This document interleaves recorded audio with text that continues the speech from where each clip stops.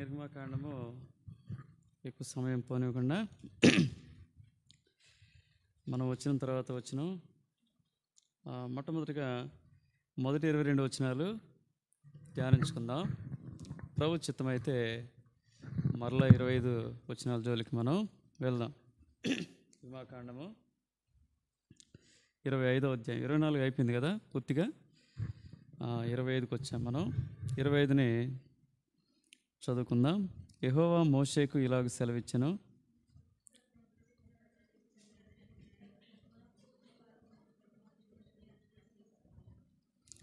మీరు వారి యొద్ద తీసుకొనవలసిన అర్పణలు ఏవనగా బంగారు, వెండి, ఇత్తడి,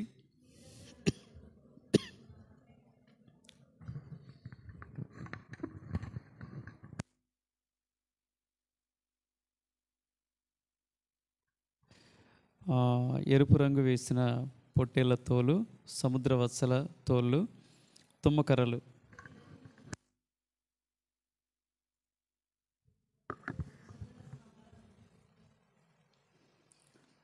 లేత పచ్చలు, ఎపోదుకును పతకమునకును చెక్కు రత్నములు అనునవే. నేను నీ కనపరచు విధముగా మందిరం యొక్క ఆ రూపమును దాని ఉపకరణములన్నిటి రూపమును నిర్మింపవలెను.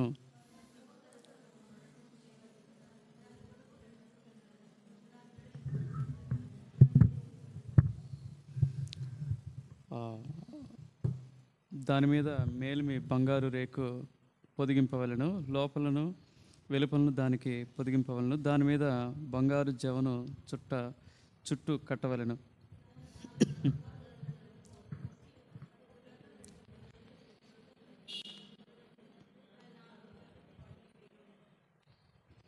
తుమ్మకర్రతో మోతకర్రలను చేసి వాటికి బంగారు రేకును పొదిగించి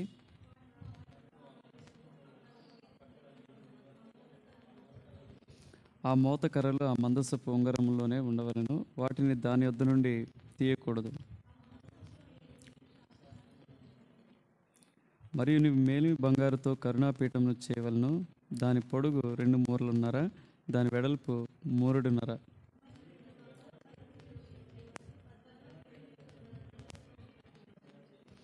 ఈ కొనను 1 కెరూబును, ఆ కొనను 1 కెరూబును చేయవలను. కరుణాపీఠమును దాని 2 కొనల మీద కెరూబులను దానితో ఏకాండంగా చేయవలను.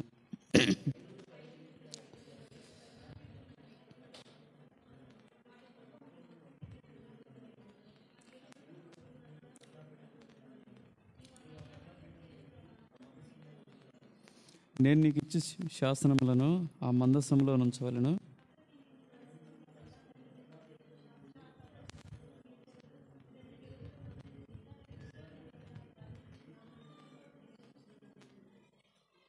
దేవుడితో మాట్లాడనుగాక. ఇప్పటివరకు దేవుడు బయట నుండి ఇజ్రాయేల్ ప్రజల మధ్య వారికి సహాయపడుతూ వచ్చాడు. కానీ ఇప్పుడు ఎక్కడ ఉండాలని ఇష్టపడుతూ ఉన్నాడంటే వారితో ఉండాలని ఇష్టపడుతూ ఈ విధంగా మోషేకి ఆజ్ఞాపించినట్లుగా మనం చూస్తాం. నేను గత వారం ఈ అధ్యాయాన్ని మనం అంటే వర్షం వస్తుంది ఆన్లైన్లోనే చూసుకుందాం అనుకున్నాం. కానీ నాకైతే అట్లా కాకుండా ప్రత్యక్షంగా చెప్తేనే బాగుంటుందని చెప్పేసి అనుకుంటూ వచ్చాను. సరే, మొదటి వచనంలో గమనించినట్లయితే అంతవరకు దేవుడు ఏం చేస్తూ వచ్చాడంటే తన ప్రజలకు దూరంగా ఉంటూ వచ్చాడు. తన ప్రజలకు ఎలా ఉంటూ వచ్చాడంటే దూరం అంటే ఏం లేదు, కానీ వారి మధ్య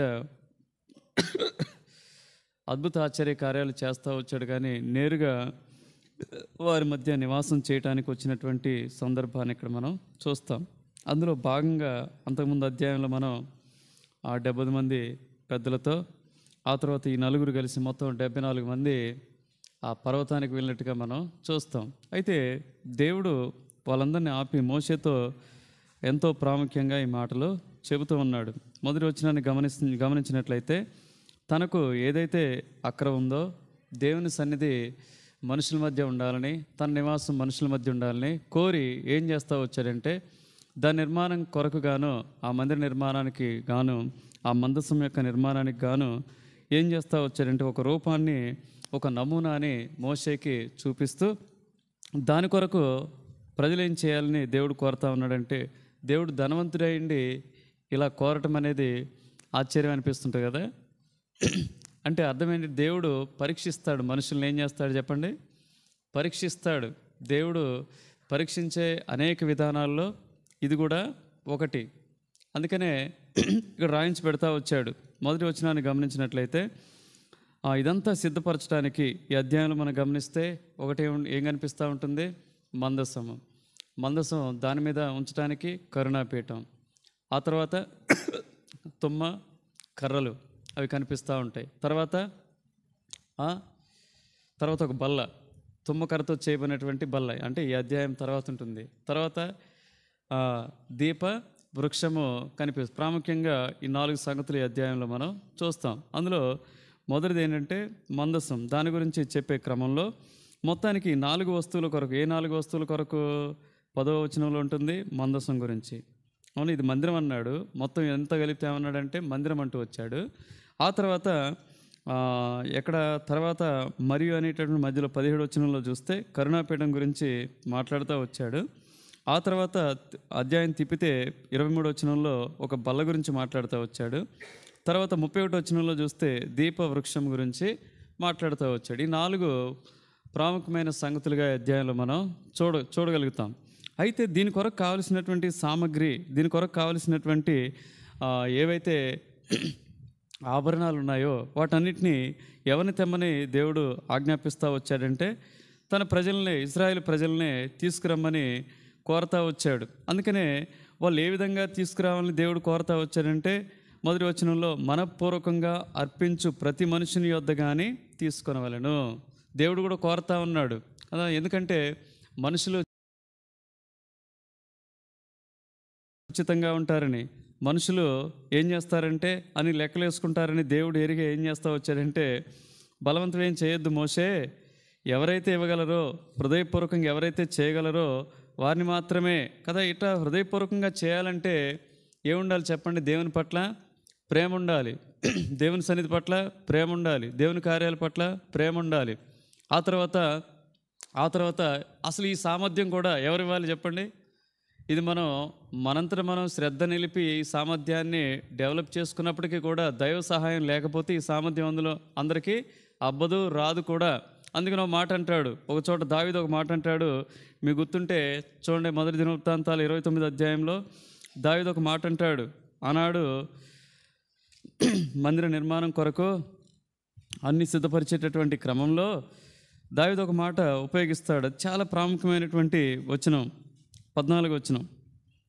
ఈ ప్రకారం మనపూర్వకంగా ఇచ్చు సామర్థ్యము మాకుండుటకు నేనెంత మాత్రపు వాడను, నా జనులెంత మాత్రపు వారు, సమస్తమును నీ వల్లనే కలిగిన కదా, నీ స్వసంపాద్యంలో కొంత మేము నీకు ఇచ్చి ఉన్నాము. ఈ సామర్థ్యాన్ని కూడా ఎవరు కలగజేస్తారంటే దేవుడే కలగజేస్తారంటే నీ వల్లనే కలిగింది అంటున్నాడు కదా. చాలామంది ఈనాడు భారతదేశంలో ఉన్నటువంటి ఎవరైతే క్రైస్తవులుగా అని పిలువబడుతున్నారో వారు దేవుని పనికి కనీసం కొంత పూనుకున్న భారతదేశంలో ఎంతో పని జరిగేదండి. ఈనాడు దానికి పూనుకోరు. దేనికి పూనుకుంటారు చెప్పండి? అబద్ధ బోధలకు మాత్రం దండిగా ఇస్తూ ఉన్నారు కదా, దండిగా ఇస్తూ ఉన్నారు. ఇట్లా చూస్తుండగానే కళ్ళ ఎదుటనే వాళ్ళు ఏమైపోతున్నారంటే ఏం చేస్తూ ఉన్నారు చెప్పండి? ఎంతో సంపాదిస్తూ ఉన్నారు. అదేమన్నా దేవునికి పెట్టేదే చెప్పండి? ఒక సేవకుని యొక్క లక్షణం ఏంటంటే అతను సంపాదించుకోవటం కాదండి. మీరు ఎక్కడ సేవకులనైనా ఇక్కడ చూడండి, బైబిల్లో వాళ్ళు చనిపోయేటప్పుడు వాళ్ళ దగ్గర ఏమీ లేదు. ఏమైనా ఉందా చెప్పండి? పౌలు దగ్గర ఏమైనా ఉందా చెప్పండి? పేతురు దగ్గర ఏమైనా ఉందా చెప్పండి? జీవం గల దేవుని సేవకులు వాళ్ళు. మరి ఇప్పుడు మీకు అర్థం కావట్లేదు. ఇప్పటికీ క్రైస్తవ లోకానికి అర్థం కావటం లేదా? ఎలా ఉండాలి చెప్పండి? ప్రభు కొరకే వెచ్చించాలి. నేను ఒక వీడియో పెడతా వచ్చాను. తిమోతి అంకుల్ వాళ్ళ భార్య కుడి ఆంటీ అంటారు, ఆమె చెప్తా వచ్చింది కదా, వాస్తవంగా చూస్తేనంట అసలైన ధనవంతులు ఎవరంటే భక్సింగ్ గారంట కదా. నిజంగా ఆయనని ప్రభు ఎంతగా వాడుకున్నాడంటే ఆ వాడుకున్న విధానాన్ని గనక ఆయన వ్యాపార రూపంలోనికి తీసుకుపోయి ఉంటే కదా, ఇప్పుడున్నటువంటి వీళ్ళంతా బలాదూరే. అర్థమైందా? సోకాల్డ్ ప్రోస్పరిటీ గాస్పెల్ స్పీకర్స్ అంతా కూడా బలాదూరు అయిపోయేవాళ్ళు. అది కాదు పని, అది పరిచర్య కాదు, అది సేవ కాదు. గుర్తుపెట్టుకోండి. దేవుని సొమ్ము మ్యాక్సిమం వాళ్ళు పోషణకు ఉపయోగించుకున్న తర్వాత పోషణగా మినహాయించుకొని మిగతాదంతా దేనికి చేయాలి చెప్పండి? దేవుని పని విస్తరింప చేయాలి, వ్యాపింప చేయాలి, దాని కొరకు ప్రయాసపడాలి. ఇది దైవిక నియమం. దీన్ని ఉల్లంఘించి ఏం చేస్తూ ఉన్నామంటే స్వార్థపరులుగా మారిపోతూ ఉన్నాం. దాని నుంచి దూరంగా మనం ఉండడానికి ప్రయత్నం చేద్దాం. సరే, ఆ సామర్థ్యాన్ని కూడా దేవుడే కలగజేస్తాడు. అందుకని ఇస్కియా ఏం చేస్తూ వచ్చారంటే 2 దినవృత్తాంతాలు 31 అధ్యాయంలో ఇస్కియా గురించి ఒక మాట రాయబడతా వచ్చింది. చివరి వచనంలో 21 వచనం. ఆయన ఏది చేసినా ఎలా చేసేవాడంటే ఇక్కడ రాస్తా వచ్చాడు, తన దేవుణ్ణి ఆశ్రయించుటకై దేవుని మందిర సేవ విషయమందేమి, ధర్మశాస్త్ర విషయమందేమి, ధర్మమంత్రి విషయమందేమి తాను ఆరంభించిన ప్రతి పని అతడు హృదయపూర్వకంగా జరిగించి వర్ధిల్లెను. ఇది నా జీవితంలో అనుభవంగా ఉండాలి.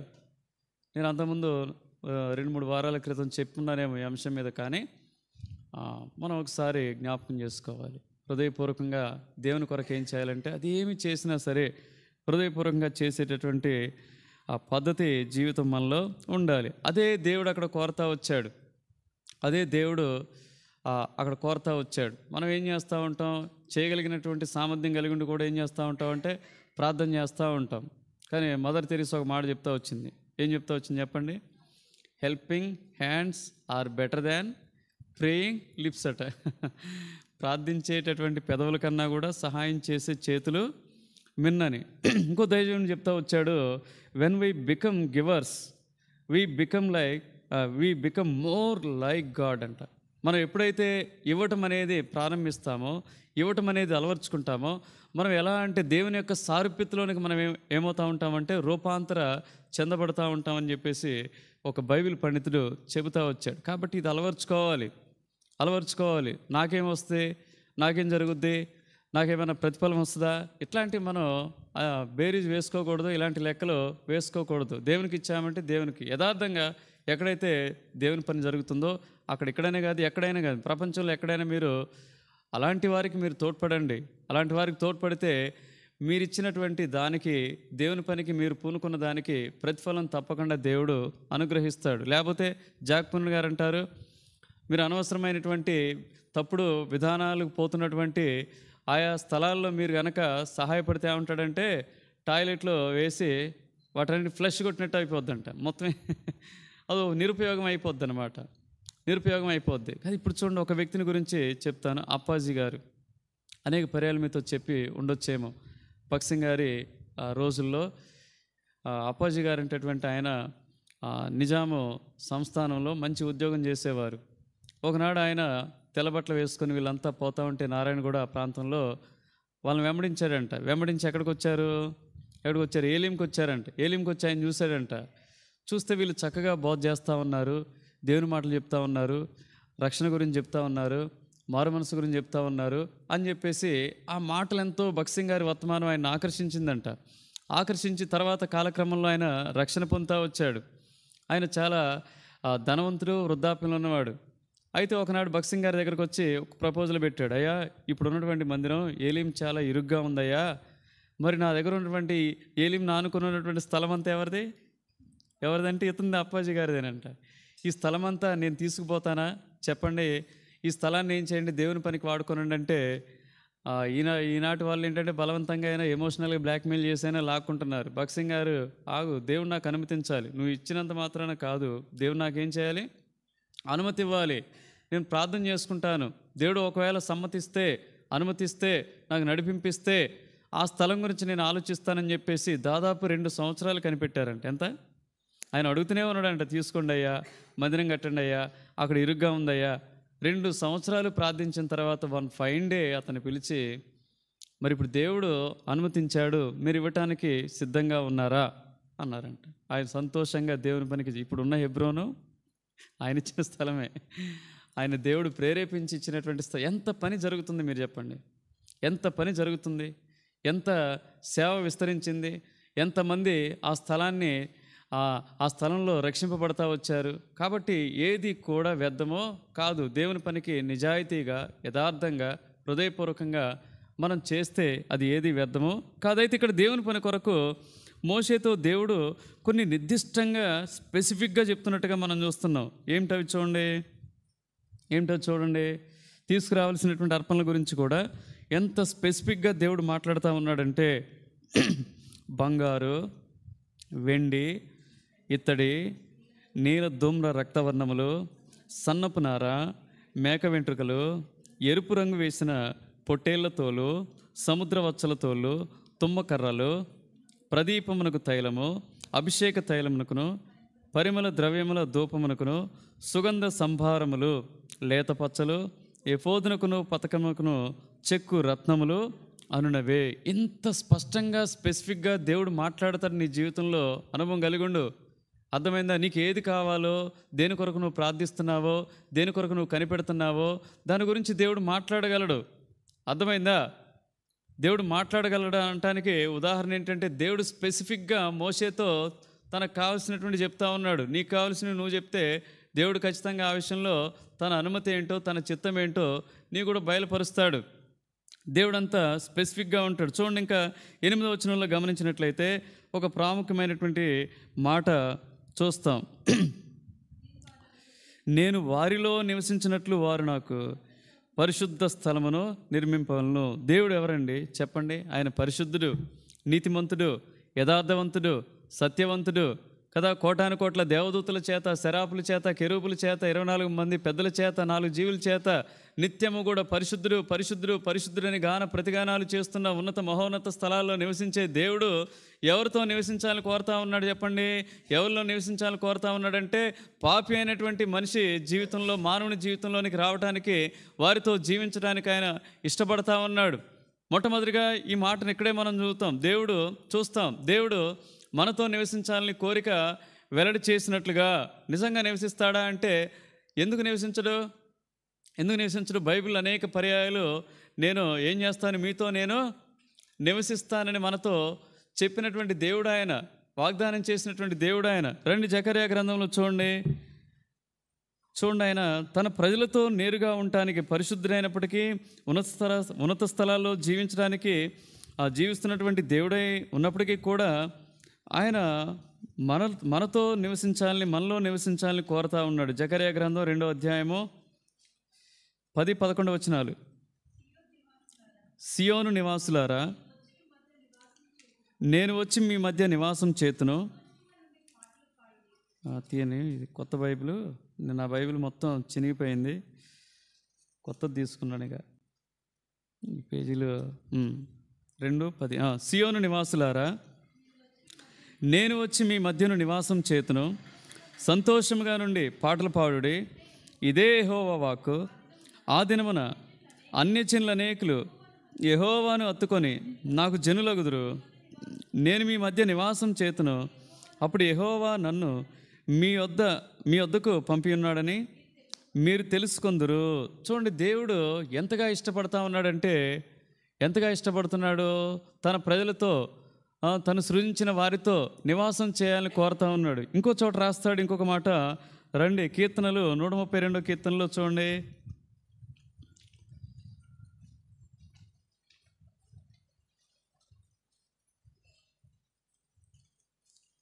పదమూడు 14 వచనాలు. యెహోవా సియోను ఏర్పరచుకొని ఉన్నాడు, తనకు నివాస స్థలంగా దాన్ని కోరుకొని ఉన్నాడు. ఇది నేను కోరిన స్థానము, ఇది నిత్యము నాకు విశ్రమ స్థానముగా ఉండును, ఇక్కడనే నేను నివసించెదను. చూడండి, దేవుడు ఎక్కడ నివసించాలని ఇష్టపడతా ఉన్నాడంటే, తన ప్రజలతో, తన సంఘంలో, తన వారితో, తను ఏర్పరచుకున్న స్వాస్థ్యంతో నివసించాలని కోరుతా ఉన్నాడు. అందుకనే చాలా పర్యాయాలు ప్రకటన గ్రంథంలో కూడా అంటాడు కదా, నేను ఎవరితో కాపురం చేస్తానంటాడు. చదవండి ఆ మాట కూడా. ప్రకటన 21:3. అప్పుడు ఇదిగో దేవుని నివాసము మనుషులతో కూడా ఉన్నది, ఆయన వారితో కాపురముండును, వారు ఆయన ప్రజలయ్యుందురు, దేవుడు తానే వారి దేవుడయ్యుండి వారికి తోడయ్యుండును. మొట్టమొదటిగా మోషేతో చెప్తా ఉన్నాడు. అంతవరకు ఇలాంటిది ఎప్పుడు కోరలే. అబ్రహాంతో ఈ మాట చెప్పలేదు, అర్థమైందా?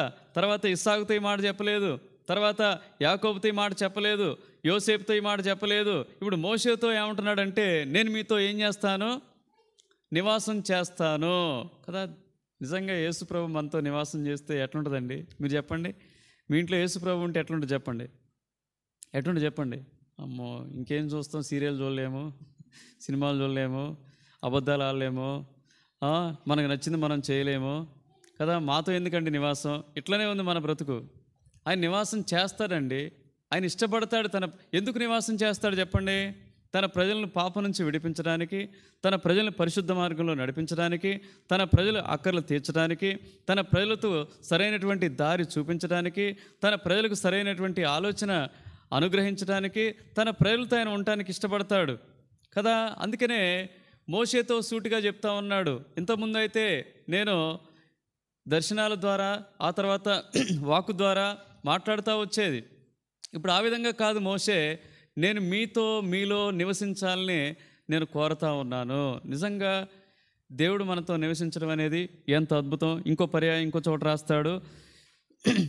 రాస్తాడు. రండి, ఏస్కేలు 43:6-9 వచనాలు.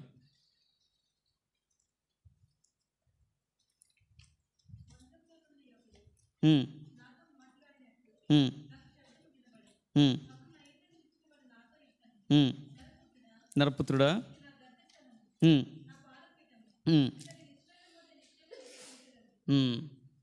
ఏం చెప్తున్నాడు చెప్పండి? ఇశ్రాయేలు ప్రజలతో నిత్యము నివసిస్తానని చెప్తా ఉన్నాడు. మరి దేవుడు నివసించడానికి కొన్ని షరతులు కూడా ఉన్నాయండి బైబిల్. ఈ సందర్భం కాదు కానీ కొన్ని నేను చూపిస్తాను. దేవుడు అందరి కుటుంబాలతో ఉండటానికి ఇష్టపడతాడా చెప్పండి? నూతన నిబంధనలో ఉన్నటువంటి మనలో అయితే మనలో ఉండటానికి ఇష్టపడ్డాడు దేవుడు కదా. మనలోనే నివసించడానికి ఇష్టపడ్డాడు. మనల్ని ఒక దేవాలయంగా చేసుకున్నాడు. అర్థమైందా? మన దేహాన్ని ఆయన కోరుకున్నాడు. ఇందులోనే స్థిర నివాసం ఏర్పరచుకోవాలని ఇష్టపడతా ఉన్నాడు. మరి ఎలాంటి వారితో దేవుడు నివసిస్తాడు? ఇది నా ప్రశ్న. మీరు చెప్పగలరా? దేవుడు నివసిస్తాడు, కరెక్టే. నివసించాలని ఇష్టపడుతున్నాడు, కరెక్టే. దేవుడు ఒక మందిరాన్ని కట్టమని చెప్పాడు, కరెక్టే. కానీ ఎలాంటి ప్రజలతో ఆయన నివాసం చేస్తాడు? ఎప్పుడైనా మీరు బైబిల్లో చదువుకున్నారా? Very good. ఒక మాట రండి, ఒకటి చెప్పేసింది రండి. యెషయా గ్రంథం 57:15. యెషయా గ్రంథము ఒక షరతు మనకు దొరికింది. ఇప్పుడు నూతన నిబంధనలో ఉన్నటువంటి మనతో ప్రభు నివసించాలంటే, ఆయన నివసించడానికి ఇష్టపడినప్పటికీ కూడా మనం పిచ్చి పిచ్చిగా జీవిస్తే, ఆయనకు నచ్చని విధంగా జీవిస్తే ఆయన నివసించడండి మనతో. 57:15. మహాగణుడును, మహోన్నతుడును, పరిశుద్ధుడును, నిత్య నివాసి అయిన వాడు ఇలాగ సెలవిచ్చున్నాడు: నేను మహోన్నతమైన పరిశుద్ధ స్థలంలో నివసించువాడును, అయినను వినయము గల వారి ప్రాణమును ఉజ్జీవింప చేటుకును, నలిగిన వారి ప్రాణమును ఉజ్జీవింప చేటుకును, వినయము గల వారి యొద్దను, దీన మనసు గల వారి యొద్దను నివసించుచున్నాను. ఎవరి యొద్ద నివసిస్తాడు ఆయన? ఎవరితో కాపురం ఉంటాడు ఆయన? ఎవరి మధ్య ఉంటాడు ఆయన? ఎవరి కుటుంబానికి తోడుగా ఉంటాడు ఆయన అంటే ఇక్కడ క్లియర్గా రాస్తా వచ్చాడు. ఏంటో ఒకటి, ఏం కావాలి చెప్పండి? వినయము. ఏ వినయం కావాలి? వాక్యమును అంగీకరించేటటువంటి బుద్ధి, వినయము. అర్థమైందా? వినయం అంటే ఇది మీరు అనుకునే వినయం కాదండి. ఎంత మంచిగా ఉన్న వాక్యం అందించరు. అర్థమైందా? పైకి ఎంత వినయం ప్రదర్శిస్తూ ఉంటారో, కానీ యాకోబు 1:21 వచ్చేసరికి ఏం చేస్తారు? మూతి విరుచుకుంటూ వెళ్ళిపోతారు. ఇదో పట్టించుకోవాలా అంటారు కదా. అందుకని ఏమంటాడు చెప్పండి? విర్రవీగుచున్న దుష్టత్వమును మాని మీ ఆత్మను రక్షింప శక్తిగల వాక్యమును సాత్వికముతో అంగీకరించుడి అన్నాడు. అర్థమైంది? వినయం అంటే దాంతో పోల్చుకోండి. వాక్యాన్ని అంగీకరించేటటువంటి మనసు ఎవరిలో ఉంటుందో వారెవరంటే వినయం గలవారు. మరి దీన మనసు గలవారంటే అర్థం ఏంటి? తగ్గింపు. వారి జీవితాల్లో ఎంత జ్ఞానం ఉన్నప్పటికీ, ఎంత చదువు ఉన్నప్పటికీ, ఎంత స్తోమత ఉన్నప్పటికీ, ఎంత పరపతి ఉన్నప్పటికీ, ఎవరి జీవితాల్లో తగ్గింపు అనేది ఉంటుందో, అంటే ఎలా జీవించాలంటే ఇది మనది కాదు, ఇక్కడ వాళ్ళం మనం కాదు. మనం ఎవరని చెప్పండి? యాత్రికులమో, ప్రయాణికులమో, పరదేశులం అనేటటువంటి ఆ యొక్క జ్ఞానంతో మనం జీవించాలి. జీవించినప్పుడు వారి దగ్గర ఏముందని చెప్పొచ్చు అంటే తగ్గింపు అనేది దీన మనస్సు అనేది ఉన్నదని చెప్పగలుగుతాం. వీరి వద్ద నివసిస్తాడు. రెండోది ఇంకా చెప్పండి. ఇంక ఉన్నాయి బైబిల్లో, చాలా ఉన్నాయి. అక్కడ ఆయన ఉంటానన్నాడు, నివసిస్తానని లేదే. ఉండటం వేరు, ఉండి మళ్ళీ వెళ్ళిపోవచ్చు. నివసించేటప్పుడు ఏం చేయరు చెప్పండి? ఇప్పుడు మీరు కలిసి నివసిస్తున్నారు, వెళ్ళిపోతారా కొద్ది రోజులు కదా. అట్లా యేసుప్రభు ఏంటంటే కాపురం అన్నాడు కదా. అక్కడ ప్రకటనలు ఏమన్నాడు చెప్పండి? నేను మీతో కాపురం అంటే ఏంటండి? మనం ఎవరని చెప్పండి? సంఘం అంటే ఎవరని చెప్పండి? వధువు. వధువు అండి. ఎస్కేల్ గ్రంథం 16 అధ్యాయాలు ఈ మాట చదువుతాం. యెషయా గ్రంథం 54 అధ్యాయాలు ఈ మాట చదువుతాం. ప్రకటన గ్రంథం 16 అధ్యాయంలో ఈ సంగతిని చదువుతాం. దేవుడు మనల్ని ఏం చేసుకున్నాడు చెప్పండి? ప్రదానం చేసుకున్నాడండి. 3 అధ్యాయాలు గుర్తుపెట్టుకోవాలి. వధువు అనే ఎక్కడ రాయబడతా వచ్చింది? 1 ప్రకటన 16, ఎఫెసీ 5వ అధ్యాయం 25, 26, 27 వచనాలు. 3వది ఎస్కేల్ గ్రంథం 16 అధ్యాయంలో ఎక్కడో ఒక చోట ఉంటుంది, మీరు చదువుకోండి. నాకు ఎగ్జాక్ట్లీ గుర్తులేదు. యెషయా 54, యెషయా గ్రంథము 50. ఈ 4 పర్యాయాలు నేనేం చేశానంటే మిమ్మల్ని నేను ప్రదానము చేసుకున్నాను అంటాడు. కాబట్టి ఈ సంగతులు మీరు జ్ఞాపకంలో ఉంచుకోనండి. ఎవరితో నివసిస్తాడంటానికి ఇంకొకటి ఏంటంటే చూపిస్తాను. చెప్తారు ఎవరికైనా? ప్రకటన 3:20 తలుపు తీసిన వాళ్ళతో. Very good. నేను మీతో వస్తాను అంటే వచ్చుంటాను, మళ్ళీ వెళ్ళిపోవడానికి ఆస్కారం లేదు, కానీ ఇంకా స్పష్టంగా ఉంటుందండి. 2 కొరింథీ 6వ అధ్యాయం 14 నుంచి 18 వచనాలు తీయండి. 2 కొరింథీ కొన్ని లక్షణాలు ఉన్నాయి. అవి మన జీవితాల్లో ఉంటే దేవుడు ఖచ్చితంగా మనతో ఏం చేస్తాడంటే నివాసం చేస్తాడు. 2 కొరింథీ 6వ అధ్యాయము 14 నుంచి 18 వచనాలు చదవండి. మీరు అవిశ్వాసులతో జోడుగా ఉండకుడి, నీతికి దుర్నీతితో ఏమి సాంగత్యమో, వెలుగునకు చీకటితో ఏమి పొత్తు, క్రీస్తునకు బెలియాలతో ఏమి సంబంధమో, అవిశ్వాసతో విశ్వాసికి పాలెక్కడది, దేవుని ఆలయమునకు విగ్రహములతో ఏం పొందిక, మనం జీవం గల దేవుని ఆలయమై ఉన్నాము. అందుకు దేవుడిలాగా సెలవిచ్చున్నాడు, నేను వారిలో నివసించి సంచరింతును. ఎవరిలో చెప్పండి? పైన ఉన్నవి ఎన్ని లక్షణాలు ఉండాలి? ఎన్ని లక్షణాలు ఉండాలి చెప్పండి? ఫస్ట్ ఏంటంటే అవిశ్వాసులకు జోడుగా ఉండొద్దండి, వాళ్ళతో తిరగొద్దండి, వాళ్ళవన్నీ ఎక్కించుకోవద్దు. అర్థమైందా? దూరంగా ఉండాలి, ప్రేమించాలి, వారి కొరకు ప్రార్థించాలి, సహాయపడాలి. కానీ ఏం చేయకూడదు? వాళ్ళు చెప్పేవి వాటితో సమ్మతి ఇంచకూడదు, అంగీకరించకూడదండి వాళ్ళు చెప్పేవి. రెండోది ఏంటి? నీతికి దుర్నీతికి. ఎవరైతే దుర్నీతి పరులుగా ఉన్నారో, చెడుతనం చేస్తూ ఉన్నారో వారికి దూరంగా ఉండేటటువంటి జీవితం. మూడోది వెలుగునకు చీకటితో. ఎంతోమంది కదా మనుషులకి యుగ సంబంధమైన దేవత చీకటిని కలగజేస్తూ వచ్చింది, వారికి దూరంగా ఉండటం అలవర్చుకోవాలి. క్రీస్తుతో బెలియాలతో ఏమి సంబంధము, అవిశ్వాసితో విశ్వాసికి పాలెక్కడది. ఇంకేమంటాడు చూడండి, దేవుని ఆలయంకు విగ్రహములతో. ఇది చాలా డేంజర్. విగ్రహం అంటే నువ్వు ఊరికే ప్రతిమ అనుకోవద్దు. అర్థమైందా? దేవుని కంటే నువ్వు ఎక్కువగా దేన్నైతే ఆరాధిస్తున్నావో, దేన్నైతే ప్రేమిస్తున్నావో, దేన్ని ఎక్కువగా ఎంచుకుంటున్నావో అది విగ్రహం అండి. రెండోది విగ్రహాలకు కూడా వాటికి దూరంగా ఉండటం ఎంతో మేలండి. ఈ లక్షణాలు ఎవరైతే ఉంటాయో, ఎవరైతే అంటే ఒక్క మాటలో చెప్పాలంటే మధ్యలో రాస్తాడు. ఏమని రాస్తాడు చెప్పండి? మీరు వారి మధ్య నుండి బయలువెడలి ప్రత్యేకముగా ఉండుడి. అర్థమైంది? వారితో ఉంటాడండి దేవుడు. ఎందుకు అబ్రహాంతో ఉన్నాడు? ఎందుకు ఇస్సాకుతో ఉన్నాడు? ఎందుకు యాకోబుతో ఉన్నాడు? ఎందుకు యోసేపుతో ఉన్నాడు? ఎందుకు మోషేతో ఉన్నాడు? ఎప్పుడైనా ఆలోచన చేశారా? అబ్రహాంకు ఉన్నటువంటి సాక్ష్యం ఏంటో తెలుసా? అబ్రహాంకు ఉన్నటువంటి సాక్ష్యం ఏంటి చెప్పండి? చెప్పండి అండి. రండి, ఆదికాండము 14వ అధ్యాయము. ప్రత్యేకతేనండి. ఏం ప్రత్యేకత అండి? అద్భుతమైన ప్రత్యేకత. ఆదికాండం 14వ అధ్యాయం 13వ వచనం.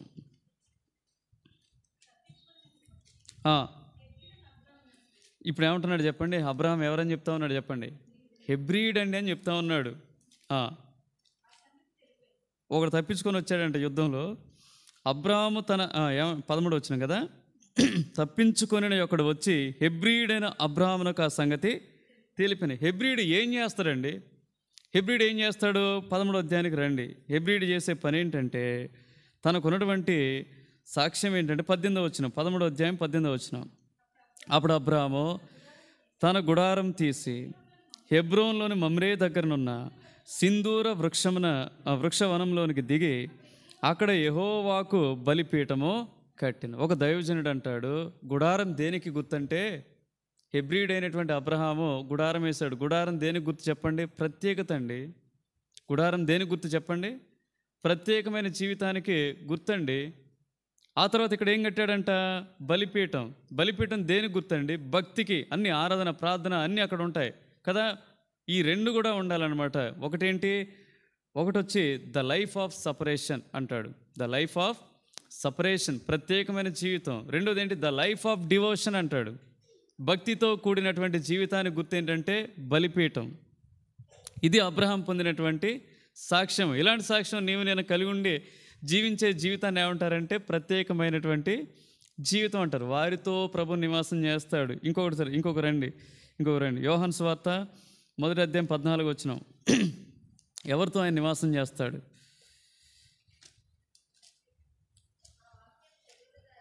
ఆ వాక్యము శరీరధారి అయి కృపాసత్య సంపూర్ణుడుగా మన మధ్య నివసించెను. తండ్రి వలన కలిగిన అద్వితీయ కుమారుని మహిమ వలె మనము ఆయన మహిమను కనుగొంటిమి.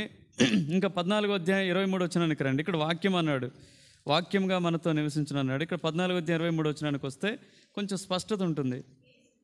యేసు, ఒకడు నన్ను ప్రేమించిన ఎడల వారు నా మాట గైకొందురు. అప్పుడు నా తండ్రి వారిని ప్రేమించును, నేను వాని యొద్దకు వచ్చి వాని యొద్ద నివాసం చేతును. ఇప్పుడు ఎవరితో నివాసం చేస్తాడు చెప్పండి? మూడోదిగా ఎవరితో నివాసం చేస్తాడు?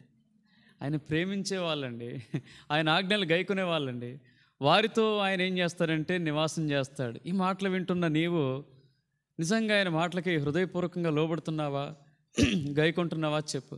గైకుంటే ప్రభు మీతో నివసించున్నట్లే, లేకపోతే నివసింపడని మనం అర్థం చేసుకోవచ్చు. సరే, ఇక్కడ అది మన వర్తమానం కాదు. కానీ ఇప్పుడు రండి, దేవుడైతే మోషేకి చెప్తా వచ్చాడు ఒక మందిరాన్ని నిర్మించమని, అందులో నేను నివసిస్తానని, అందులో నుండి నేనేం చేస్తానంటే తన ప్రజలైనటువంటి ఇశ్రాయేలును నడిపిస్తానని ఆయన చెప్తా వచ్చాడు. ఇప్పుడు రండి 7వ వచనం నుంచి 8, 9 వచనాలు చదువుకుందాం. రండి ముందుకు పోదాం. ఆయన నమూనా ఇచ్చాడు, అయిపోయింది. 10వ వచనం నుంచి చదువుకుందాం. వారు తుమ్మకర్రతో ఒక మందసమును చేయవలెను. దాని పొడుగు 2 మూరలున్నర, దాని వెడల్పు 3 మూరడున్నర, దాని ఎత్తు 3 మూరడున్నర. మనం అడగొచ్చు, ఎందుకన్నా ఇట్లా కొంచెం పెద్దగా చేస్తామన్నా అంటే, దేవుడిచ్చినటువంటి నమూనాలో ఉండాల్సినటువంటి బాధ్యత మనకున్నది. దేవుడు చెప్పినటువంటి మాట చొప్పున జీవించవలసినటువంటి ఆవశ్యకత మనకున్నదని తెలియచేయటానికి ఇది గొప్ప ఉదాహరణ. కొన్ని మనకు అర్థం కాకపోవచ్చు, కొన్ని మన గ్రహింపులోనికి రాకపోవచ్చు. కానీ దేవుడు చెప్పిన మాటకి ఎవరైతే విలువిచ్చి దానికి లోబడతారో వారి జీవితంలో మేలు పొందుతారు. మోషే ఏం అనలేదు, ఇక్కడ ఏమి కనీసం దాంట్లో జోక్యం చేసుకొని కూడా మాట్లాడటానికి ఇష్టపడలేదు. ఏం చేయమంటా వచ్చాడు? ఒక తుమ్మ కర్రతో ఏం చేయమన్నాడు? మందసాన్ని చేయమంటా వచ్చాడు. ఆర్క్, మందసాన్ని ఇంగ్లీష్లో ఏమంటారు? ఆ తుమ్మకర్రని ఎందుకు చూజ్ చేసుకున్నావు అంటే, దానికి ఏం పెద్దగా మనం విపరీత అర్థాలు చేయాల్సిన అవసరం లేదు. తుమ్మకర్ర అనేది ఎలా ఉంటుంది? చాలా గట్టిగా ఉంటుందండి, సేవ ఎక్కువగా ఉంటుందండి, దృఢంగా ఉంటుంది. ఇంకెలా ఉంటుంది? అందంగా ఉంటుంది. చేసిన తర్వాత అందంగా ఉంటుంది, చేయకముందు అయితే బాగోదు. కానీ ఆర్డర్గా ఉంటుంది, డార్కర్గా ఉంటుంది. అంతేకాకుండా తుమ్ముకున్నటువంటి ఒక ప్రత్యేకత ఇంకొకటి ఉంది. ఏంటంటే ఏంటి చెప్పండి? ఎవరైనా చెప్తారా? ఇల్లున్న చోట అది కాదు. తుమ్మకు చెదలు పట్టవండి. తుమ్మకేం పట్టవు? చెదలు పట్టవండి. పురుగులు దాని జోలికి రావట. Scientifically it is proved. అంతేకాకుండా ఇంకో ప్రాధాన్యత ఉంది. ఈజిప్ట్ దేశంలో విస్తారంగా దొరికేటటువంటి చెట్లలో తుమ్మ చెట్లు కూడా ఒకటి. అందుకని దేవుడు ఈ 4 కారణాల చేత తుమ్మకర్రని ఇంచెస్లో చెప్పాలంటేనంట దాదాపుగా 3 అడుగులంట. పొడవు 3 అడుగుల 9 అంగుళాలంట. వెడల్పు అయితే 2 అడుగుల 3 అంగుళాలంట. ఎత్తు అయితే ఏమన్నాడు? 2 మూరలు అన్నాడు కదా, 2 అడుగుల 3 అంగుళాలని ఇంచెస్లో చెప్తారనమాట. ఇంచెస్ అని చెప్తారు. అదేవిధంగా ఏం చేస్తూ వచ్చారంటే, దీని కొరకు మొత్తం నమూనాలో కొన్ని మాటలు చెప్తా వచ్చాడు. రండి, ఎలా ఉండాలో చెప్తా వచ్చాడు. దాని మీద మేలిం బంగారుతో రేకును పొదిగింపవలను, లోపలను వెలుపలను దానికి పొదిగింపవలను. ఒక మాటలో చెప్పాలంటే మందసం అనేది ఒక పెట్టె. ఇక చెప్తాను, మీరు అంతా చదువుకుంటే మనకు సమయం అయిపోద్ది. కానీ ఒక పెట్టె, ట్రంక్ పెట్టె లాంటిది. ఆ పెట్టెకు మామూలుగా తుమ్మకర్రతో చేసిన తర్వాత లోపల బయట మొత్తం కూడా ఏం చేయాలంటే బంగారాన్ని ఎందుకు తీసుకున్నాడంటే, బంగారం అనేది దైవత్వానికి గుర్తు కాబట్టి. అందుకనే వాళ్ళు ఏం తీసుకొచ్చారు చెప్పండి? తూర్పు దేశపు జ్ఞానులు యేసయ్య పుట్టినప్పుడు అందులో బంగారం కూడా ఉన్నది, దైవత్వానికి అది గుర్తుగా ఉన్నది కదా. ఎవరైనా మంచి పనులు చేసినప్పుడు ఏమంటారండి? ఏం చెప్తారు? వాళ్ళ మనసు గురించి ఏం పొగుడుతారు చెప్పండి? బంగారం లాంటి మనసు అండి, బంగారం లాంటి మనసు అంటారు. అంటే బంగారం అనేది దైవత్వానికి గుర్తుగా ఉంది కాబట్టి దేవుడు బంగారంతో లోపల బయట పొదిగించాలని చెప్తా వచ్చాడు. ఆ తర్వాత 4 వైపులా ఏం చేస్తా వచ్చాడు? ఉంగరాలు చేయించమన్నాడు. ఉంగరాలు కూడా దేంతో చేయమన్నాడు? బంగారంతోనే. ఆ ఉంగరాల్లో కూడా ఏం దూర్చాలి? తుమ్మతో చేసినటువంటి కర్రల్ని దూర్చాలి. ఆ కర్రల్ని ఎప్పుడు కూడా ఎలా ఉండాలి? అవి తీయటానికి వీలు లేదు, ఎప్పుడు కూడా వాటిని ఎందుకు దేవుడు పరిశుద్ధుడండి. వాటిని ఎవరు కూడా ఏం చేయకూడదు చెప్పండి. ఆ మందసాన్ని ముట్టుకోవటం అనేది చేయరాదు. చేశాడు ఒక ఆయన. ఎవరైనా ఆ ఉజ్జా చేస్తూ వచ్చాడు. మిగిలాడు ఆయన ఎంతో నష్టపోయాడు. ఆయన అనుకున్నాడు నేనేదో మంచి పని చేస్తాను అనుకున్నా కదా, కింద పడితే దానికి మట్టి అంటుద్ది అనుకున్నాడు. కానీ తన హృదయం అపవిత్రమైద్దని, తాను అవిధేయుడు అవుతానని తాను తలంచకి ఏం చేస్తూ వచ్చాడంటే దాన్ని చేతితో తాకాడు. ఆ దినానే అతను ఏమైపోతా వచ్చాడంటే చనిపోవటం జరిగింది. కాబట్టి ఈ మోతకర్రలు అనేవి 4 ఉంగరాల్లో కూడా మోతకర్రలను తొడిగించి వాటిని కూడా ఏం చేయాలంటే బంగారు రేగుతో చుట్టాలి. చుట్టిన తర్వాత అప్పుడు చెప్తాడు. మరియు ఇక్కడ వరకు అయితే దీని గురించి అయిపోయింది. ఎక్కడి వరకు? 16వ వచనం వరకు. ఇప్పుడు 17వ వచనం చదవండి. మరియు నీవు మేలిమి బంగారుతో కరుణాపీఠమును చేయవలెను. దాని పొడవు 2 మూరలున్నర, దాని వెడల్పు 3 మూరడున్నర. మరియు 2 బంగారు కెరూబులను చేయవలెను. కరుణాపీఠం యొక్క 2 కొనలను నక్షీ పనిగా చేయవలను. ఈ కొనను ఒక కెరూబును, ఆ కొనను ఒక కెరూబును చేయవలను. కరుణాపీఠమున దాని 2 కొనల మీద కెరూబులను దానితో ఏకాండంగా చేయవలను. ఆ కెరూబులు పైకి విప్పిన రెక్కలు గలవై కరుణాపీఠము తమ రెక్కలతో కప్పుచుండగా వాటి ముఖములు ఒండొంటికి ఎదురుగా ఉండవలను.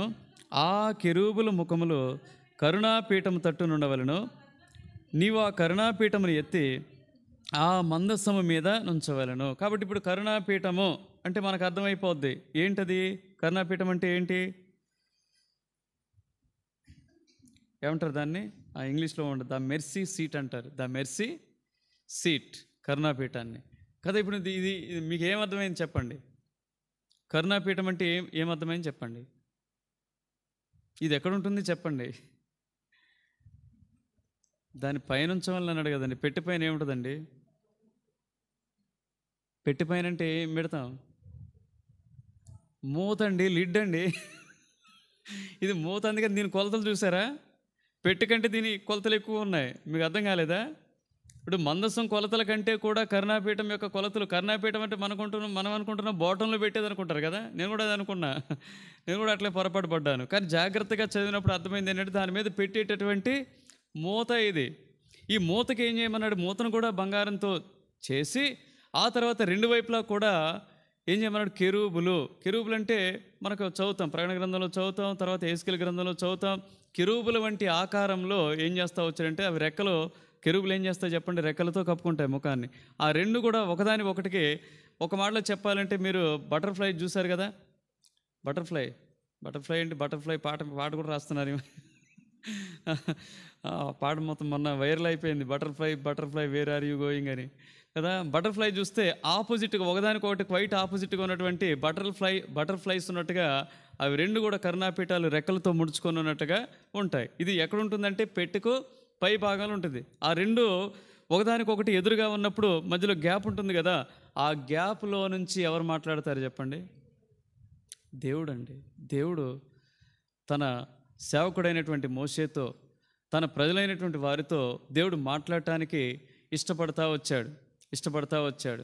అయితే కరుణాపీఠాన్ని నిర్మించవలసినటువంటి విధము అది 21-22 వచనాల్లో ఆ సంగతి రాస్తాడు. రండి, నేను నీకు ఇచ్చు శాసనములను ఆ మందసములో నుంచవలెను. అక్కడ నేను నిన్ను కలుసుకొని. అప్పుడు ఏం చేయాలి? మందసంలో ఉన్నటువంటి శాసనాలు ఏవైతే ఉన్నాయో, మందసంలో పెట్టేవేంటి శాసనాలు చెప్పండి? మందసంలో ఉండేటటువంటి వస్తువులు ఏంటి? టగటగా చెప్పాలి. అహరోను చిగిర్చిన కర్ర. హెబ్రీ పత్రిక 9వ అధ్యాయం 4వ వచనం. మీకు ఒక చోటే ఒక క్రమబద్ధమైన లిస్ట్ ఉంటుంది, వేరే ఎక్కడ మనకు కనపడదు. అది వేరువేరుగా అంటే చూస్తాం కానీ ఒకే చోట కలిసి ఉన్నటువంటి సందర్భం ఇక్కడే. ఆ మందసంలో మన్నాగల బంగారు పాత్రయు, చిగురించిన అహరోను చేతికరయు, నిబంధన పలకలను ఉండెను. కానీ ఇక్కడ ఏమన్నాడంటే కేవలం శాసనాలు అంటా వచ్చాడు. కానీ అక్కడ అందులో ఏముంటాయంటే 3 వస్తువులు ఉంటాయి. 3 వస్తువులు పెట్టేసిన తర్వాత ఏం చేస్తారు చెప్పండి? కరుణాపీఠాన్ని క్లోజ్ చేస్తారు. క్లోజ్ చేసిన తర్వాత ఇది ఎక్కడ ఉంచుతారు? అతి పరిశుద్ధ స్థలంలో ఉంచుతారు. ఈ అతి పరిశుద్ధ స్థలంలో నుండి దేవాది దేవుడు, రాజులకు రాజు, ప్రభులకు ప్రభు అయినటువంటి ఆ దేవుడు ఏం చేస్తాడంటే, తండ్రి అయిన దేవుడు ఆ రెండు కెరూబుల మధ్య నుండి మాట్లాడతాడు. రెండు కెరూబుల మధ్య నుండి మాట్లాడతాడు. రండి, దీనికి సంబంధించిన లేఖనాలు కొన్ని చూపిద్దాం అనుకున్నాను, సమయం లేదు. పేజ్ తిప్పండి. ఇక వీటికి సంబంధించినటువంటి అనేక సంగతులు వస్తాయి. మనం ఒకదాని తర్వాత ఒకటి మనం నేర్చుకోవచ్చు. 23వ వచనం నుంచి 30 వరకు చదవండి. మరియు నువ్వు తుమ్మకరతో ఒక బల్ల చేయవలెను. దాని పొడుగు 2 మూరలు, దాని వెడల్పు 1 మూర, దాని ఎత్తు 1.5 మూరలు. మేలిమి బంగారు రేకును దానికి పొదిగించి దాని చుట్టూ బంగారు జవను చేయింపవలెను. దాని చుట్టూ బెత్తెడు బద్ద చేసి దాని బద్దె పైన చుట్టూను బంగారు జవ చేయవలెను. దానికి 4 బంగారు ఉంగరములను చేసి దాని 4 కాళ్ళకుండా 4 మూలల్లో ఆ ఉంగరములు తగిలింపవలను. బల్ల మోయుటకు మోతకర్రలు ఉంగరములను బద్దెకు సమీపంగా ఉండవలను. ఆ మోతకర్రలు తుమ్మకర్రతో చేసి వాటి మీద బంగారు రేకు పొదిగింపవలను. వాటితో బల్ల మోయబడును. మరియు నీవు దాని పల్లెములను, దోపాత్తులను, గిన్నెలను, పానీయార్పణమును, పాత్రలను దానికి చేయవలను. మేలిమి బంగారుతో వాటిని చేయవలను. నిత్యమును నా సన్నిధి రొట్టెలను ఈ బల్ల మీద ఉండవలెను. తర్వాత సందర్భంలో మనం గమనించినట్లయితే మొట్టమొదటిగా మందసం గురించి తెలుసుకున్నాం. మందసం యొక్క ప్రాధాన్యత చివరిలో నేను చెప్తాను. రెండోదిగా కరుణాపీఠం. ఇది ఎక్కడ ఉంటుందో కూడా మీకు అర్థమైపోయింది. మందసం అంటే ట్రంక్ పెట్టె, గుర్తుపెట్టుకోండి. దీర్ఘ చతురస్రాకారంలో ఉన్నటువంటి రెక్టాంగిల్లో ఉన్నటువంటి ఒక ట్రంక్ పెట్టె. ఆ ట్రంక్ పెట్టె మీద ఏముంటుంది? కరుణాపీఠం ఉంటుంది. కరుణాపీఠానికి 2 వైపులు ఇటొకటి అటొకటి ఆపోజిట్గా ఏముంటాయంటే 2 కెరూబులు ఉంటాయి. ఈ కెరూబుల మధ్య నుండి దేవుడు ఏం చేస్తాడంటే మాట్లాడతాడు. ఇప్పుడు ఇది వేరు, అది వేరు, ఇవి గుర్తుపెట్టుకోండి. ఇప్పుడు బల్ల అనేది ఏంటి? Entirely different. ఆ బల్ల మీద పెట్టడానికి కాదు. కరుణాపీఠం ఈ మనసం అనేది ఎక్కడ పెట్టడానికి కాదు. అది ఎప్పుడు ఏం చేయాలి? లేవీలు ఏం చేయాలి? దాన్ని మోసుకొని పోవటమే తప్ప వేరే మార్గం ఏం లేదు. అది ఎక్కడ ఉంచాలంటే దేవుడు ఎక్కడ చూపిస్తే, ఎక్కడ ఉంచాలని చెబితే అక్కడ వాళ్ళు ఉంచడమే తప్ప వేరే మార్గం ఏమీ లేదు. ఇది మాత్రం ఏంటంటే ఒక పక్కన పెడతారు, దీన్ని మాత్రం ఒక పక్కన పెడతారు. ఈ బల్ల మీద ఉండేటటువంటి వస్తువులు దీన్ని కూడా సేమ్ అదేవిధంగా మొత్తం బంగారంతోనే చేయవలసి ఉంటుంది. దీని కూడా మోతకర్రలు ఉంటాయి. దీని మీద ఏముండాలంటే ఎల్లప్పుడూ కూడా కొన్ని ఇక్కడ కావలసినటువంటి సామగ్రిని మనం చూస్తాం. ఒకటేంటి? ధూపార్తులను, గిన్నెలు, పానీయార్పణం పాత్రలు. ఆ తర్వాత వీటన్నిటి కూడా మేలిం బంగారుతో చేయాలి. ప్రాముఖ్యమైనది ఏంటంటే నా సన్నిధి రొట్టెలు. ఏముంటాయి చెప్పండి దాని మీద? సన్నిధి రొట్టెలు. వాటిని ఏమంటారు ఇంగ్లీష్లో అంటే? ఒక మంచి పదం వాడాడు. ఏమంటారంటే ఏదో పదం వాడాడండి, షో బ్రెడ్ అట. దాన్ని ఏమంటారు? సన్నిధి లేదా సముఖపు రొట్టెలు అంటారు. ఆ రొట్టెల్ని అక్కడ ఉంచుతారు. ఇవే కదా దావీదు ఒకసారి ఏం చేస్తాడు చెప్పండి? అరణ్యంలో తిరుగుతూ ఒక చోట వెళ్తాడు. అలిసిపోయి వెళ్ళిన తర్వాత ఈ రొట్టెలను తీసుకుని ఏం చేస్తాడు చెప్పండి? ఆయన తింటాడు కదా. అలాంటిది అనమాట. ఇది దేనికి గుర్తుగా ఉందంటే ప్రభువు వారితో ఉంటాడు. అసలు మందసం అంటే ఏంటి చెప్పండి? మందసం అంటేనే దేవుని సాక్ష్యం, దేవుని సన్నిధి, దేవుని ప్రత్యక్షత. అర్థమైందా? దేవుని నివాసం, దేవుడు కోరుకున్నటువంటి స్థలం. అర్థమైందా? దేవుని యొక్క మహిమ నివసించే స్థలం. మందసం అంటే ఒక మాటలో చెప్పాలంటే ఈనాడు మనం పట్టుకున్నటువంటి బైబిలు, ఆనాడు మందసము ఏం చేయొచ్చు చెప్పండి? ఒకదాంతోనే ఒకటి మనం పోల్చగలుగుతాం. అర్థమైంది? ఈనాడు దేవుడు మనతో ఉన్నాడని గుర్తేంటి చెప్పండి? ఎవరు కూడా ఏం చేస్తారు? ఎంతో చక్కగా బైబిల్ పట్టుకుని పోతూ ఉంటారు. దేవుడు మనతో ఉన్నాడు, దేవుడు బైబిల్ పక్కన పెట్టుకుంటారు, దేవుడు బైబిల్ని తలవైపున పెట్టుకుంటారు. అంటే అర్థమేంటి చెప్పండి? దేవుడు నాతో ఉన్నాడు. అదే విధంగా వారి మధ్యలో మందసం ఉన్నప్పుడు ఇజ్రాయేల్ ప్రజలు కూడా ఇలాంటి తలంపు భావన కలిగి ఉండేవాళ్ళు. ఇదేమో మామూలుగా తుమ్మ కర్రతో చేయబడినటువంటి బల్ల గురించినటువంటి సంగతి, దాని మీద ఉండేటటువంటి వస్తువుల యొక్క సంగతి. చివరిగా గమనిస్తే 31 నుంచి 40 వచనాలు గమనిస్తే చదవండి. ఒక 3 వచనాలైనా కనీసం చదవండి, లేదా మొత్తం వచనాలు చదవండి. మరియు నీవు మేలిం బంగారుతో దీపవృక్షమును చేయవలను, నకిషీ పనిగా ఈ దీపవృక్షము చేయవలను. దాని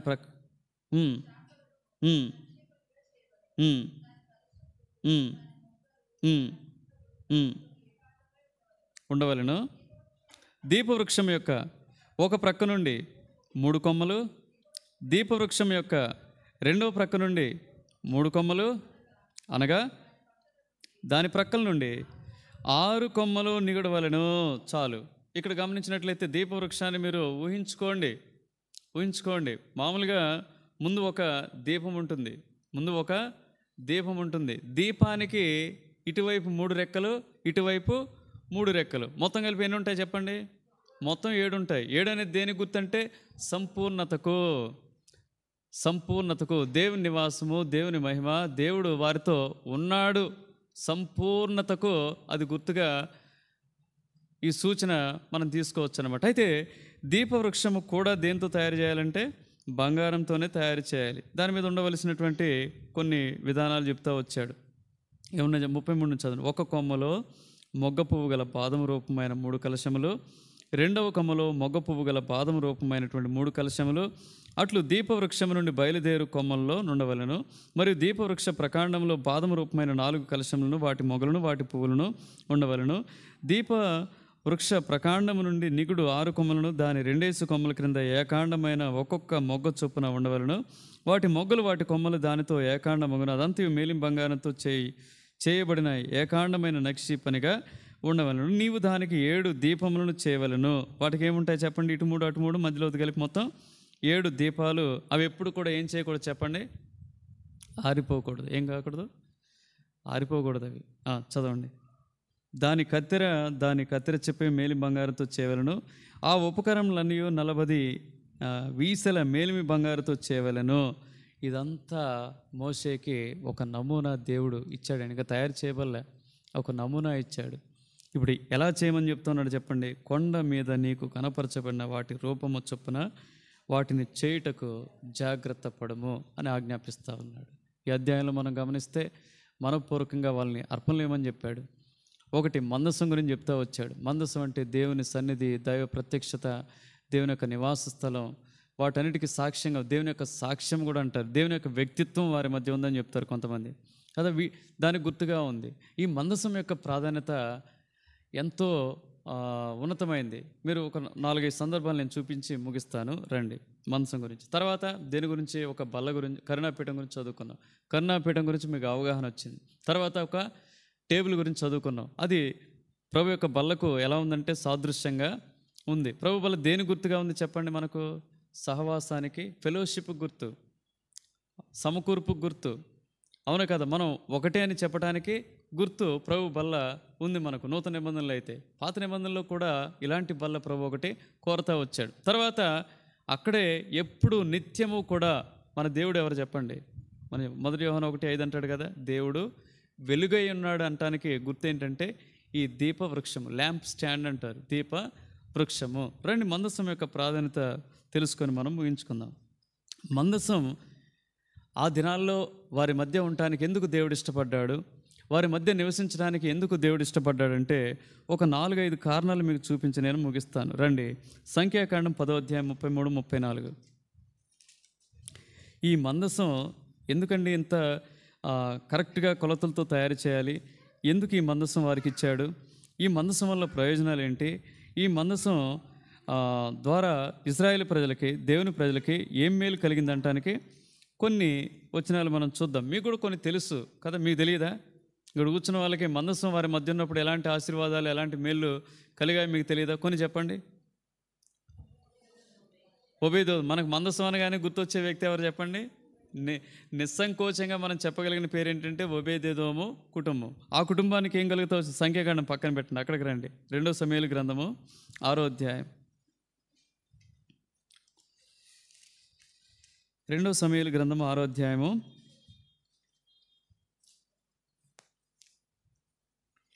11వ వచనం.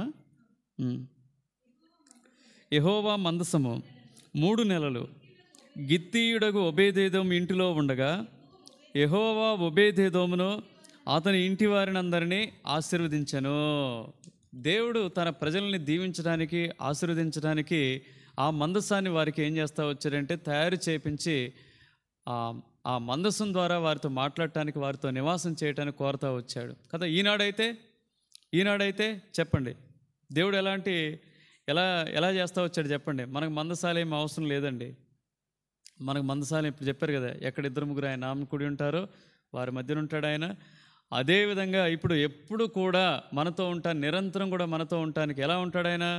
పరిశుద్ధాత్మ దేవునిగా ఎప్పుడు కూడా మనతో ఉండాలని ఇష్టపడినటువంటి దేవుడు ఆయన. అందుకనే మొదటి పేతురు అంటాడు, ఏమంటాడు చెప్పండి, మీరు ఆశీర్వాదమునకు వారసులగటం నేను మిమ్మల్ని ఏం చేశాను, పిలిచితిని అంటాడు కదా. ఇప్పుడు ఇంత పాత నిబంధనలో ఉన్నటువంటి ఆ తతంగం మనకు అవసరమైతే లేదు. ఇప్పుడు దేవుడు మనతో ఉండటానికి, నేరుగా మనతో ఉండి మనల్ని నడిపించడానికి ఇష్టపడినటువంటి దేవుడుగా ఉన్నాడు. పరిశుద్ధాత్మ దేవునిగా మన మధ్య ఉన్నాడు.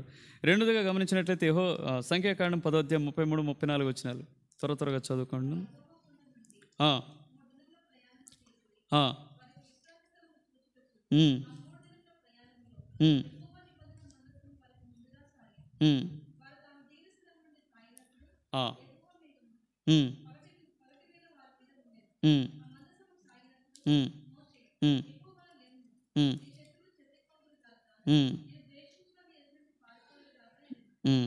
ఇది ఏం చేస్తా ఉంది చెప్పండి. ఇక్కడ మందసం గమనించిన మొట్టమొదటిగా ఆశీర్వాదం పొందుతూ వచ్చారు.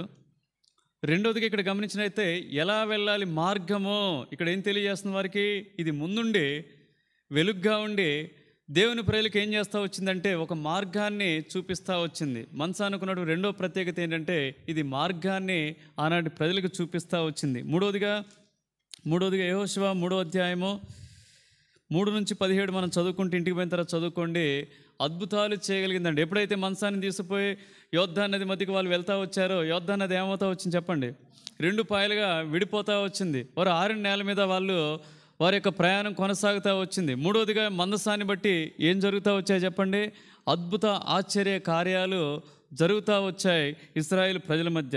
నాలుగోదిగా మందసం ఉన్నప్పుడు ఏం జరుగుతూ వచ్చిందంటే, న్యాయాధిపతుల గ్రంథం 20వ అధ్యాయం 27, 28, 29 వచనాలు. న్యాయాధిపతుల గ్రంథము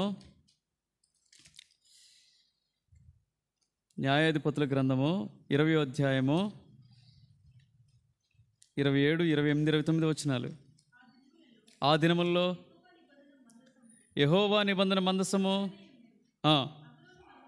అహరోను మనవడును ఎలియాజరు కుమారుడైన ఆ దినముల్లో దాని ఎదురు నిలుచువాడు ఇశ్రాయేలు మరల మన సహోదరులైన బెన్యామీనులతో యుద్ధమునకు పోదుమా మానుదుమా అని యెహోవా యుద్ధ విచారణ చేయగా, యెహోవా వెల్లుడి రేపు నీ చేతికి వారిని అప్పగించేదనని సెలవిచ్చాను. దేన్ని బట్టి చెప్పండి, మందసం వారి మధ్య ఉంది. మందసం ఉండి వారికి ఏం చేస్తూ వచ్చిందంటే దేవుని చిత్తాన్ని బయలుపరిచేదిగా అక్కడ మనం చూడగలుగుతాం. మందసం వల్ల ఎన్ని ప్రయోజనాలు చెప్పండి. అందుకనే మందసాన్ని మోసే వట్టికి తయారు చేయమనిలే, ఒక నమూనా ఇచ్చి దీన్ని బట్టి ఇశ్రాయేలు ప్రజలకు ఎన్నో మేళ్ళున్నాయి, ఉపకారాలున్నాయి. దీని ద్వారా వారి మధ్య అద్భుత ఆశ్చర్య కార్యాలు చేయడానికి నిశ్చయించాడు కాబట్టి చేయమంటా వచ్చాడు. చివరిగా ఒక మాట చదువుకొని ముగించుకుందాం. మందసాన్ని బట్టి ఏం కలుగుతూ వచ్చిందంటే, మొదటి సమూయేలు గ్రంథం 4వ అధ్యాయము 3-11 వచనాలు చదివితే, 11వ వచనం చదువు అట్లీస్ట్. మరియు దేవుని మందసం పట్టబడెను, హతులైరి. చెప్పండి ఇప్పుడు, అంటే దేవుని మందసం ఉన్న కారణం చేత యెహోషువ కానీ, తర్వాత సమూయేలు కానీ, తర్వాత ఆనాటి న్యాయాధిపతుల్లో ఉన్నటువంటి న్యాయాధిపతులు కానీ ఏం పొందుతూ వచ్చారు, విజయం పొందుతూ వచ్చారు. ఎప్పుడైతే మందసం పట్టబడిందో, ఎప్పుడైతే మందసం శత్రువుల యొక్క చెరలోనికి వెళ్ళిపోయిందో ఏమైపోయారు చెప్పండి, ఓడిపోయారు. మందసాన్ని బట్టి ఏం కలిగింది చెప్పండి, విజయం అండి. ఎప్పుడైనా మీరు ధ్యానించుకోండి, ఈ సంగతుల్ని ధ్యానించుకోండి. కాబట్టి ప్రాధాన్యత లేనటువంటి ఒక పెట్టిని తయారు చేయమని చెప్పడంలే, అర్థమైంది. మరి మందసాన్ని పట్టిపోయారు కదన్నా, వాళ్ళ కింద జరగలేదు మందసం అంటే. ఎవరు పట్టిపోయారు, ఫిలిస్తీన్లు పట్టిపోయారు. మరి వాళ్ళ మధ్య ఉంది కదా, వాళ్ళు ఎందుకు తెచ్చారంటే, మందసం ఉన్నంత మాత్రాన కాదయ్యా, జీవితం కూడా ఉండాలి. ఇప్పుడు అర్థమైందా? చర్చి ఉన్నంత మాత్రం కదా, చర్చిలో ఎవరు ఉండాలి చెప్పండి, దేవుడు ఉండాలి. ఇప్పుడు అర్థమైందా? చాలా చోట్ల చర్చిలు ఉన్నాయి కదా, చాలామంది అంటూ ఉంటారు మా బ్రతుకులు ఎందుకు ఇట్లా అయిపోయినాయి అంటారు. అక్కడ ఎవరు లేరు చెప్పండి, అక్కడ ఎవరు లేరు. మందసం అయితే భౌతిక రూపాన్ని తీసుకుపోయారు, కానీ దేవుని మనసు ఎవరితో ఉంటుంది చెప్పండి. ఎవరైతే, నేను చెప్పాను కదా కండిషన్స్, ఎవరైతే పరిశుద్ధంగా నీతిగా యథార్థంగా జీవిస్తారో వారి మధ్య ఉంటాడు, అంతే తప్ప అదొక నమూనా మాత్రమే. అదేంటది? నమూనా మాత్రమే. మేము కూడా అనేది అంతే. బాప్తిజం అంటారు చాలామంది, పోగానే బాప్తిజం అంటారు. బాప్తిజం అనేది ఒక క్రతువు, అర్థమైందా? జస్ట్ ఏంటంటే ఫార్మాలిటీ అనొచ్చు. నీ బ్రతుకు మారిందా లేదనేదే ప్రభుకు ముఖ్యం తప్ప కదా. ఒకే ఒక ఉదాహరణ, ఎవరో దొంగ ఏమైనా బాప్తిని తీసుకున్నాడా? దివ్యమ్మ చెప్పమ్మా.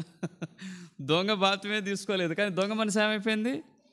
మారిపోయిందండి. ఇప్పుడు మీకు అర్థమై ఉంటుంది, భౌతిక రూపమైనటువంటి దాన్ని పట్టుకుపోవటం వల్ల ఒరిగేదేమీ లేదు. కాబట్టి జీవితం సరిగా ఉంటేనే మందసం ఉండి కూడా ఎవరు ఓడిపోయారు చెప్పండి? హోప్ని, ఫినెహాసు, ఏలి ముగ్గురు కూడా ఏమైపోయారు చెప్పండి? ఓడిపోయి చనిపోయారండి. ఓడిపోయి చనిపోయారు. కాబట్టి అక్కడ మనకు తెలియ చెప్పగా చెప్తూనే ఉన్నాడు దేవుడు. ఏంటంటే మందసం ఉన్నంత మాత్రాన కాదు, జీవితం కూడా ఉండాలనేది మనం అర్థం చేసుకోవాలి. దేవుడి తలంపులను దీవించిన కాక మరికొన్ని ప్రాముఖ్యమైన సంగతుల్ని వచ్చే వారం లోతుగా మనం ధ్యానించుకుంటాం. దేవుడి మాటలు దీవించిన.